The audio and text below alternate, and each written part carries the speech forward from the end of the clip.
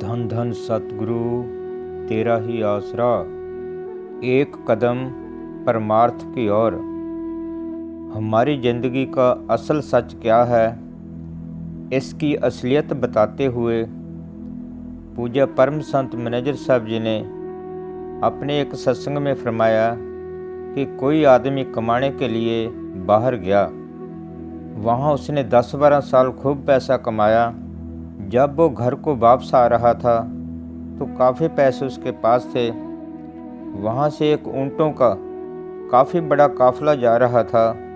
उसने सोचा कि इनके साथ ही चला जाऊँगा, किसी तरह की चोरी चकारी के डर से भी बच जाऊँगा।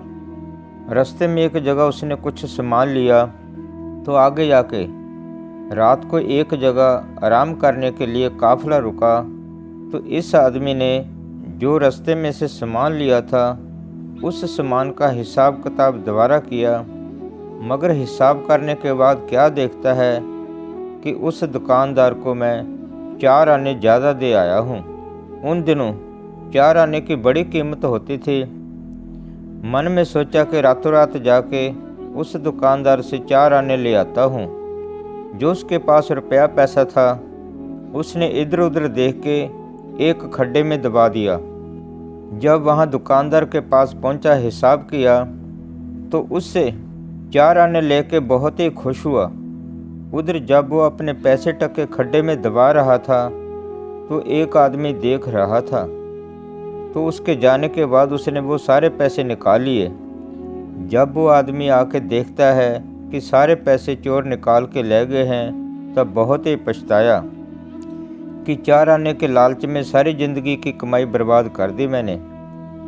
इसी तरह ही मैनेजर साहब जी बहुत बड़े फरमाते थे कि हर संसारी जीव दुनियावी कामों के लिए सारी ज़िंदगी कितनी स्वस्वरूपी पूंजी जिसकी कोई कीमत नहीं, बहुमूल्य चीज़ है, बर्बाद कर रहा है। बाहर ये धन दौलत, कोठियाँ कारां, ये परिवार, औहदे, ये सब चीज़ें उन 4 आनों की तरह है जो वो आदमी लेके बहुत खुश हुआ था। मगर जो स्वस्वरूपी पूंजी का खजाना है, जो हम दिन पर रात खराब कर रहे हैं, इस कीमती पूंजी की कीमत का असल पता किसी कामिल फ़कीर की सोबत में आके ही लगता है। जब जीव की मौत का टाइम आता है तो इस असलियत से पर्दा उठता है, मगर फिर वक्त निकल जाता है, फिर बनता कुछ नहीं। सारी दुनिया इस हकीकत से अनजान फिर रही है। पूज्य वकील साहब जी का भी वचन है कि मस्ताना जी के टाइम न्यामत एक साधु था। वो दिने कड़ी से कड़ी सेवा करता और रात को भजन सिमरन करता था। मस्ताना जी उनके बारे में फरमाया करते थे कि न्यामत के पास इतना बड़ा खजाना है कि हिंदुस्तान को खरीद ले। मीराबाई जी ने उस नाम की महिमा करते हुए अपनी बाणी में लिखा है, पायो रे मैंने नाम रतन धन पायो, वस्त अमोलक दी मेरे सतगुरु, कर कृपा अपनायो। जिसको पाए दुख सुख भूले मन आनंद रे समायो, जिसकी चोरी कबू न होवे ऐसो धन मैंने पायो।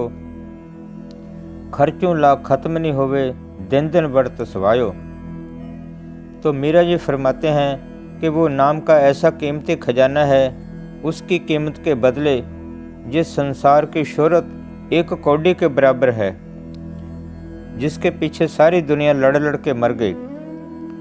गुरबाणी का फरमान है, माई मैं धन पायो हरि नाम, मन मेरो धावन ते छूट्यो, कर बैठ्यो विश्राम। मैनेजर साहब जी बहुत बड़े फरमाते थे, जब वो नाम का खजाना जीव के अंदर प्रकट हो जाता है तो दुनिया की सारी भाग दौड़ खत्म हो जाती है और मन में अमन और शांति आ जाती है।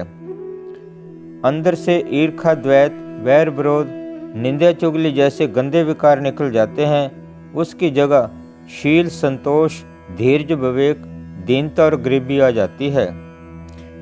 जीव अंधेरे से निकल के रोशनी में आ जाता है और गंदगी से निकल के बगीचे में आ जाता है।